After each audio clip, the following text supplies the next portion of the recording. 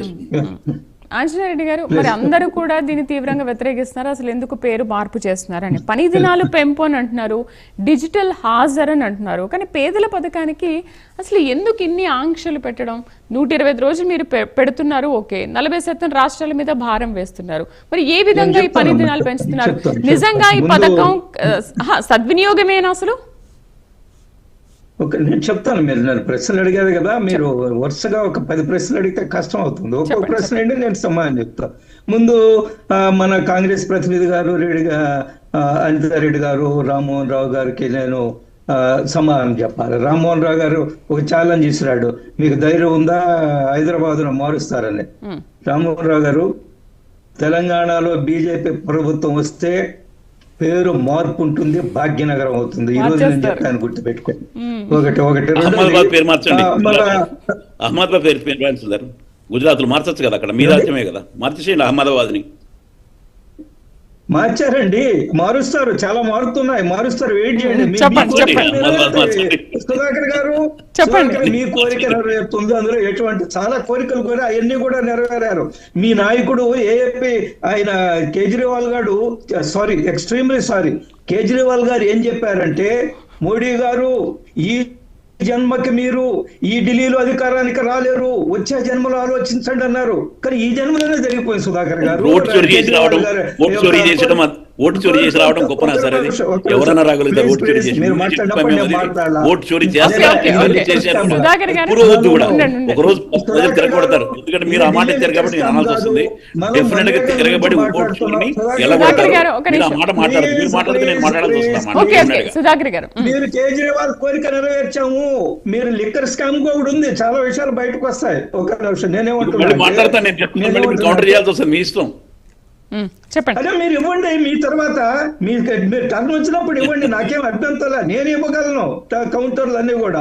నేనేమంటున్నా అంటే, కేజ్రీవాల్ గారి కోరిక నెరవేరింది, ఈ జన్మలో ఈ జన్మలో జరిగింది. మీరు పేరు మార్చండి అంటారు, మారుస్తారు. అహ్మదాబాద్ పేరు అన్నారు, మార్చారు, మారుస్తారు కూడా. చాలా పేర్లు మారుతున్నాయి ఈ దేశంలో. పార్లమెంటు, రాష్ట్రపతి రోడ్లు లేదా ప్రధానమంత్రి నివాసం మారింది ఒకటి. రెండోది, రామ్మోహన్ రావు గారు ఏమంటున్నారంటే, ఊరి పేర్లకి దీనికి ఎట్లా సంబంధం పెట్టారు? రామ్మోహన్ రావు గారు, you speak from your heart of hearts. Jammu Kashmir లో 2500 గ్రామాల పేర్లు, 100 సంవత్సరాల నుంచి ఉన్న గ్రామాల పేర్లు, హిందూ సంస్కృతికి దర్పణం పెట్టిన గ్రామాల పేర్లు మారిస్తే అది హిందూ లెగసీని మీరు రూపమాపడం కోసం కాదా?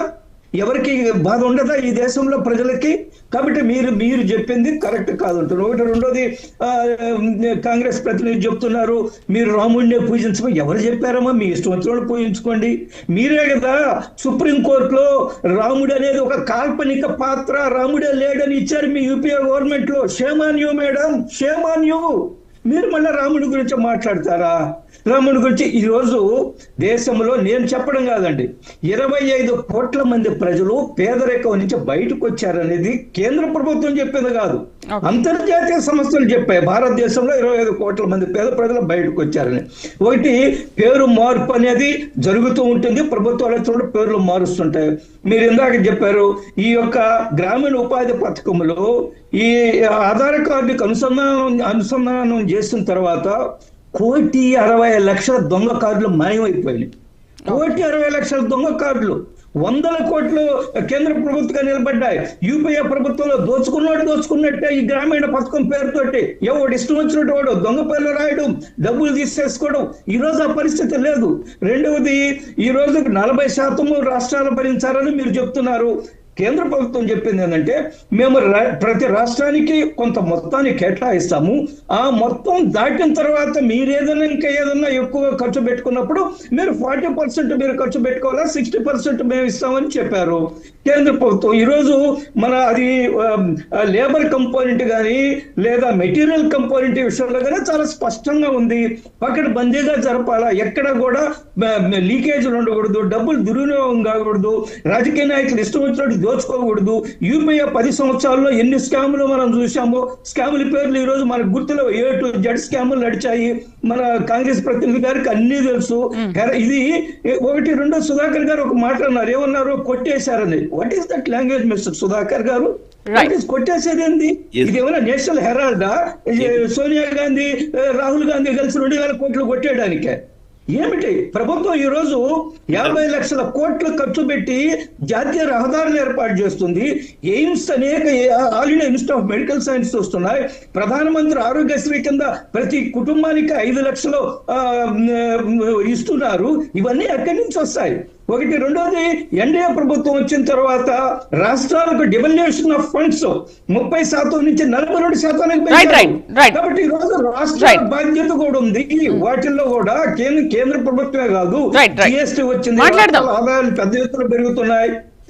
దేశంలో అనేక రాష్ట్రాల ఆదాయం, మన రాష్ట్ర ఆదాయం పెరిగింది, తెలంగాణ. ఒకటి. రెండోది, ఓట్ చోరీ. సంబంధం లేని సబ్జెక్ట్ మాట్లాడారు. అమ్మ కాంగ్రెస్ ప్రతినిధి గారు, మీ తెలంగాణలో 28 లక్షల ఓట్లు తొలగించారు తెలుసమ్మా? ఎవరు చెప్తే?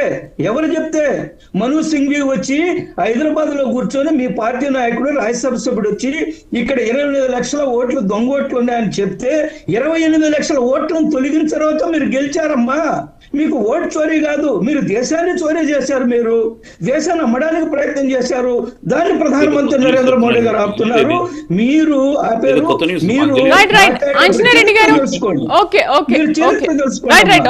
రామ్మోహన్ గారు ఏమంటారు? పని దినాలు పెంపు అంటున్నారు. రామ్మోహన్ గారు, ఈ డిజిటల్